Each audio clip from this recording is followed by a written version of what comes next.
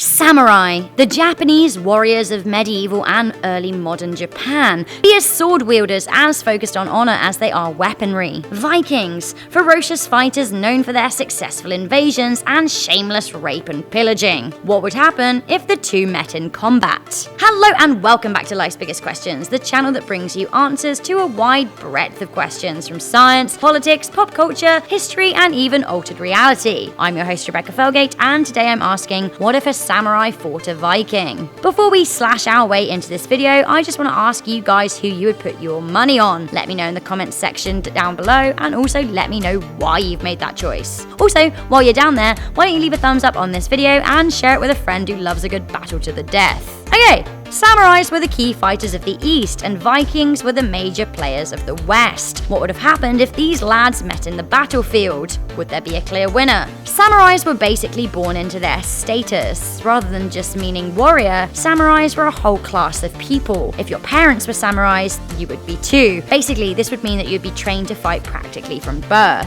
Viking-era social structures were less rigid, but the warriors also enjoyed an elevated status as hunters, invaders, and explorers. Male children born to Viking warriors would be trained in battle from a young age, with a bigger focus on training from the age of 10. Therefore, we can basically assume that while the samurais and Vikings would have been trained in different battle styles, they would have had similar years to prepare, perhaps with the samurais just having the edge. It is a common misconception that all samurais just had swords. They did have the famous katana sword, a sharp thin sword with a high carbon steel outer casting and a softer lower carbon steel core. These were great swords for slicing open an enemy, but not really great for anything else. They also had smaller swords, the wakizashi, for close range stabbing. Again, not all samurais had swords. The rest would have longbows and spears, which were not the most effective killing weapons. Vikings had swords, axes and spears, and sometimes maces. It seemed that actually, the Viking sword may be better in combat than the samurai sword, as it has the ability to be sharpened, whereas sharpening would ruin the katana. In terms of armor, wealthy Vikings had chainmail, which would protect against the samurai sword, as well as shields, a defensive armament that the Japanese samurai simply didn't have.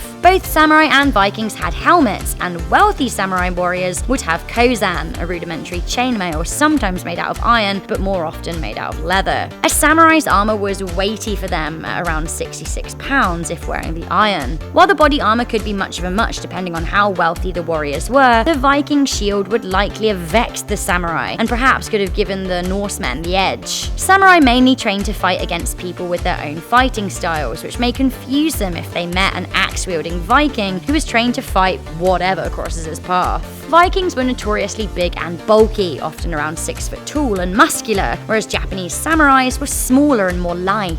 Each of these physical attributes have their advantages and disadvantages, with the samurai known for their skill, speed, and precision, and the Vikings known for simply losing it in a frantic and disordered style of fighting known as berserker gang, which is where the term going berserk came from. It is also theorized that Vikings may have taken hallucinogenics and drank copious amounts of alcohol to get them through their battles. They were literally crazed, frenzied killers. Who would win in a battle of skill and precision versus crazed brute strength honestly may just come down to the day and who is more focused. Focus and intention are interesting concepts when considering the samurai and Viking warriors. Samurai were generally programmed into the Zen Buddhist way of thinking and approached battles with calmness and clarity, whereas Vikings were basically agents of bloodshed and chaos. Maybe it would come down to who wanted it the most. Samurais fought for their masters and had huge prides in serving them with the utmost fealty. If they lost a battle, they would feel ashamed and sometimes would commit act of seppuku, basically suicide that allowed them to keep their honor. Vikings fought for themselves and for their gods, and they wouldn't be judged until they reached the afterlife. What is a better motivator, pleasing your master or pleasing gods Thor and Odin and reaching Valhalla? On the battlefield, it seems as if the Vikings may have just had the edge, but they were known for their wild parties and village raids as much as they were known for their hand-to-hand combat. The samurai were perhaps more tactical and could strike while the Viking was passed out drunk or engaging in carnal acts with a number of women. Samurais didn't have those kinds of distractions. Their women were away from the battlefield, and while they were able to take select concubines, codes of ethics stopped stop them raping like the Vikings did. Interesting side note though, Viking women did actually have a lot more freedom and enjoyed more equality than samurai wives, who were considered inferior beings. Ultimately, who is truly to say who would win in a fight against a samurai and a Viking without knowing the warriors and without having a historical comparison? I